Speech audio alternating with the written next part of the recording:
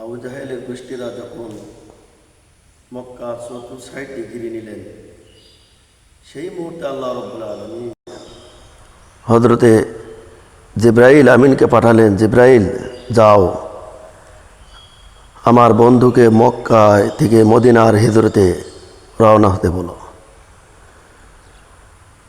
ডাক দিয়ে বললেন হযরতে জিবরাইল আলাইহিস সালাম আল্লাহ নবীকে এসে বললেন, ইয়া রাসূলুল্লাহ, ইয়া হাবিবাল্লাহ, যেই মুহূর্তে মক্কা চতুর্থ সাইড দিয়ে আবু জাহেলের গোষ্ঠীরা সমস্ত কিছু ঘিরে নিয়েছেন, এই মুহূর্তে আল্লাহর হুকুম হলো মদিনার হিজরতে রওনা হওয়ার জন্য। ইয়া রাসূলুল্লাহ, ইয়া হাবিবাল্লাহ, আর দেরি করবেন না, আপনি মক্কা ছেড়ে মদিনায় রওনা হয়ে যান। আল্লাহ নবী বললেন, জিবরাইল, আমি তো মক্কা ছেড়ে মদিনার হিজরতে রওনা হয়ে যাব। এই মক্কার লোকজনেরা আমার কাছে আমানতের টাকাগুলি রেখেছে, বিভিন্ন মাল সম্পদ আমার কাছে আমানত রেখেছে।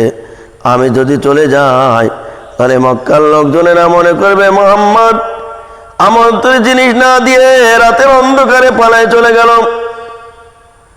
হযরত আলীর কাছে চলে গেলেন, আলীকে দিয়ে বলেন, আলী রে, তুই কি পারবি আমার বিছানায় শুয়ে থাকতে? হযরত আলী বলেন, ইয়া রাসূলুল্লাহ, ইয়া হাবিবাল্লাহ, আপনি কোথায় যাবেন?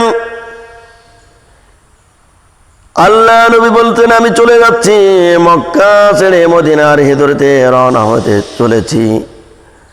হযরত আলী কথা শুনে টস টস করে চোখ দিয়ে পানি পড়তে হযরত আলী কাঁদতেছেন। হযরত আলীর চোখে পানি। আল্লাহ নবী আলীকে জিজ্ঞেস করে, আলী রে, বুঝেছি তুমি মনে হয় মরণের ভয়তে তুমি কাঁদতেছ। হযরত আলী বলছে, ইয়া রাসূলুল্লাহ, ইয়া হাবিবাল্লাহ, আমি মরণের ভয় পাই না, মরণের ভয়তে আমি আলী কাঁদি না। ছোট্টবেলায় আপনার সঙ্গে ওঠা বসা করেছি, একসঙ্গে চলেছি, একসঙ্গে উঠেছি, একই বিছানায় থেকেছি। ইয়া রাসূলুল্লাহ, ইয়া হাবিবাল্লাহ, আপনি আমাকে ছেড়ে চলে যাবেন আর আমি আলী থাকবো, আমি মরণের ভয় পাই না। যখন কাফেররা আপনাকে পাবে না, তখন আমি আলীকে কেটে কেটে টুকরা টুকরা করে ফেলবে, তারপরও আমি ভয় পাই না। আমি আলী দুনিয়ার থেকে চলে যাব, হাজারো আলী পৃথিবীতে আসবে, কিন্তু আল্লাহ নবী দুনিয়া থেকে যদি চলে যায় আর কখনো নবী হিসাবে আমরা আর পাবো না। হযরত আলীকে বলতে, তাহলে কেন কাঁদো?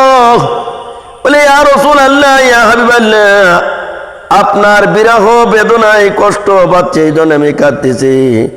আল্লাহ নবী আলীকে সব কিছু বুঝে দিয়ে হযরতে জিবরাইল আমিনের নির্দেশে আল্লাহর হুকুমে রওনা হলেন। যে দেখে মক্কা চতুর্থ সাইড দিয়ে প্রতিজনের হাতে 2-3টা করে তরবারি তারা ঘিরে নিয়েছেন, মক্কা ঘিরে নিয়েছেন। আল্লাহ নবীকে হযরতে জিবরাইল আমিন বললেন, ইয়া রাসূলুল্লাহ, ইয়া হাবিবাল্লাহ, আপনি পড়ুন বিসমিল্লাহির রহমানির রহিম, ইয়াসিন ওয়াল কুরআনিল হাকীম। হে নবী, আপনি এক মুষ্টি বালি নিয়ে সূরা ইয়াসিন পড়ুন, ইয়াসিন পড়ে আপনি ফু দেন। এবার আল্লাহ নবী সূরা ইয়াসিন পড়েছেন, ফু দিয়েছেন। ফু দেওয়ার সঙ্গে সঙ্গে জিবরাইল আমিন বলেন, ইয়া রাসূলুল্লাহ, ইয়া হাবিবাল্লাহ, আপনি এই বালিটা ছেড়ে দেন। বালি ছেড়ে দিয়েছেন, কাফেরদের চোখে পড়েছে আর কাফেররা চোখ ডলাডলি শুরু করে দিয়েছেন। এমন সময় আল্লাহ নবীকে নির্দেশ করলেন, ইয়া রাসূলুল্লাহ, ইয়া হাবিবাল্লাহ, এই মুহূর্তে আপনি চলে যান, পালায় চলে যান। আল্লাহ নবী চলে যাচ্ছেন।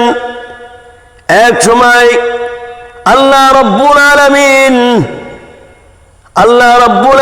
এক সময় আল্লাহ নবীকে বলছেন, মা রামাইতাহু ইয إذ رميته ولكن الله رمى হে রবি আপনি কাফেরদের চোখে বালি পৌঁছাতে পারেন না আপনি যখন আমার কাছে সাহায্য চেয়েছিলেন আর আমি রব্বুল আলামিন আপনাকে সাহায্য করে আমি আপনাকে বের করে দিয়েছি এরপরে তিনি চলে গেলেন হযরত আবু বকরের বাড়িতে আস্তে করে দরজায় টোকা দিয়েছেন আর হযরত আবু বকর সঙ্গে সঙ্গে দরজা খুলে দিয়ে লাব্বাইকা সাদাইত আল্লাহ নবী ডাকে সাড়া দিয়েছেন আল্লাহ নবী আবু বকরকে জিজ্ঞেস করে আবু বকর আমি আস্তে করে ডাক দিলাম তারপরেও তোমার ডাকে কোনো কার্পণ্য হলো না ডাকার সঙ্গে সঙ্গে তুমি উঠে পড়েছো তুমি কি ঘুমাও নাই হযরত আবু বকর বলছে ইয়া রাসূলুল্লাহ ইয়া হাবিবাল্লাহ যেই দিন থেকে আপনি বলেছেন মক্কা ছেড়ে মদিনার হিজরতে রওনা হতে হবে ওই দিন থেকে ওয়াল্লাহি আল্লাহর কসম ওই দিন থেকে আমার চোখে কোনো ঘুম নাই আমি ঘুমাই নাই আরামের ঘুম হারাম করে দিয়ে আমি বাড়ির থেকে বিদায় নিয়েছি বাড়ির থেকে বিদায় নিয়ে দরজায় পেট লাগায় দাঁড়ায় আছি কখন আপনি ডাক দিবেন আমি রওনা হব হয়তো আপনি জোরে ডাক দিবেন কাফেররা জেনে যাবে এই জন্য আমি সেই দিন থেকে প্রস্তুতি নিয়ে দাঁড়িয়ে আছি আপনি হুকুম করবেন বলার সঙ্গে সঙ্গে আপনার সাথে যেন আমি যেতে পারি